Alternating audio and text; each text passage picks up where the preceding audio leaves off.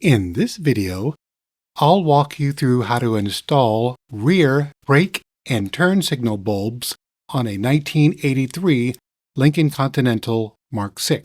This process is likely similar for all Mark VI models from 1980 as well as town cars from the same era. I'll be demonstrating using my 1983 Lincoln Continental Mark VI Emilio Pucci Edition Coupe, and I'll show you the difference between OEM sockets, common aftermarket options, halogen bulbs, and LEDs. I'll also cover where and how to splice automotive wiring, including butt splicing wire ends for a more secure fit. Before you start, remember to disconnect your car's negative battery terminal. The tools you'll need to include are flashlight, socket, bulbs, wire cutter, crimp tool, and butt splicers. When you open the trunk and pull back the lining, you'll see 4 sockets and 2 lamp housings at the rear. Each housing has a top and bottom socket. The OEM sockets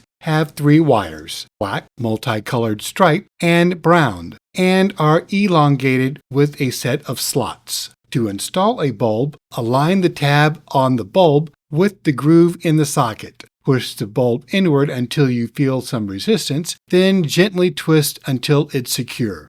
Removing the bulb follows a similar process, pushing inward to release tension before twisting it out. Over time, socket grooves can wear down from repeated use and force. There are aftermarket sockets available that look similar with the same wire colors and slot design, but problems can arise if the bulb's tab doesn't fit snugly in the shallow slots. My recommendation is to find a good condition OEM socket and use an OEM style halogen 1157 bulb, as LEDs might not fit as well and could cause other issues.